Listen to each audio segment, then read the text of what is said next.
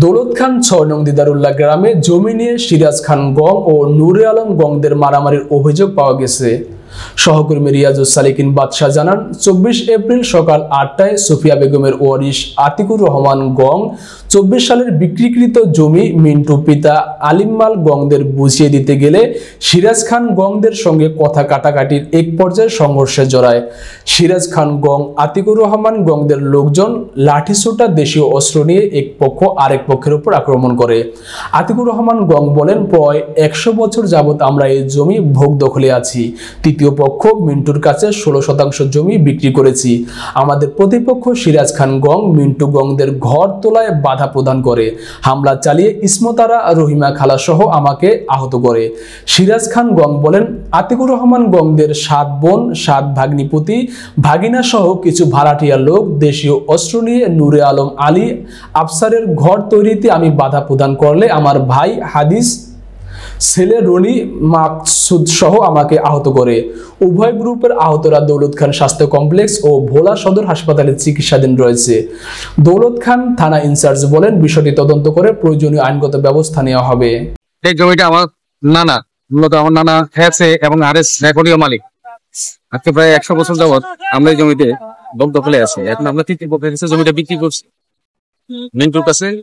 মিন্টু আজকে ৩-৪ দিন ধরে জমিতে বসতবাড়ি করার জন্য, স্থাপনা নির্মাণ করার জন্য মাল সামান আনছে, কাজ করতেছে। আজকে সকালে স্থানীয় সিরাজ খান এবং সিরাজ খানের ছেলে এবং সাথে আরো অনেক সন্ত্রাসী ছিল, তারা চাঁদা দাবি করছে ৫ লাখ টাকা।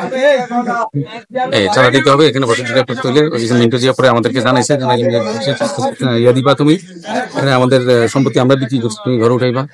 এই গত বছর বিক্রি ২০২৪ সালে। এটা কেন্দ্র করে সকলে এসে এখানে হামলা করছে। মানে সিরাজ খান, হ্যাঁ সিরাজ খান ঘর আবদ্ধ করতে আইছে, কাঁদাবাড়ি চাইতেছে। আরো তো খাইছি এখন আইসে আরো খাইতো, আরো নিচ্ছে। ৬০,০০০ টাকা তো নিয়েছি। এরপর আজকে উনিরা ঘর উঠতে আইসে, আমরা এদিকে আইসি দেখতাম এরা ঘর ভাঙচুর করিয়া আমাকে গাঁও বাড়ি দিচ্ছে। আমরা লেজ বিচার চাই। ৪১৬-৬১৭ আব্দুল্লাহ খানের নিজে এবং আব্দুল্লাহ খানের ছেলে নূরে আলম আলী আশরাফ, এরা আমাদের বিভিন্ন মামলায় তার বোন বাইকনা নিয়ে মামলা জড়াইয়া আমাদের অনেক ক্ষতিগ্রস্ত এবং অনেক আমাদের লাঞ্ছিত করে। কিন্তু আমি এই ১৫ বছরে আমি কোনো বিচার কেউ কাছে গেলে আমার কোনো সঠিক বিচার করে নেই।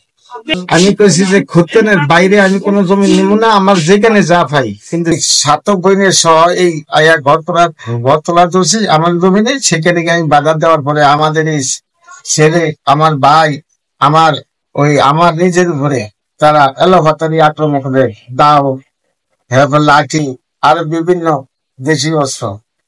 জমিনের সরকার মানে গন্ডগোল করার ইচ্ছুক আমার ছিল না। আমি শুনে গেছি মাত্র আমাদের এনে আক্রমণ করেছে বেগম, ময়রম, তারপরে আমরা রাহিমা, তারপরে রাবু, তারপরে আপনার ভেনি, ফুলি, আশরাফ আলম হাতে বাড়ি দিছে। বাড়ি দেওয়া মানে হাত লাগতে পারি না এবং হাতে মানে খুব ব্যথা। আমি এটা বিচার চাই এবং এই যে গন্ডগোল করলো, জমি কিনা হয়েছে ৪০ বছরের মতো, কাগজের পত্রে যদি জমি না পাই আমরা জমি চাই না। এবং জমি নানাদার আমরা জমি চাই এবং যাই দিছি করে এই যে এত বছর পর্যন্ত ঘুরাই।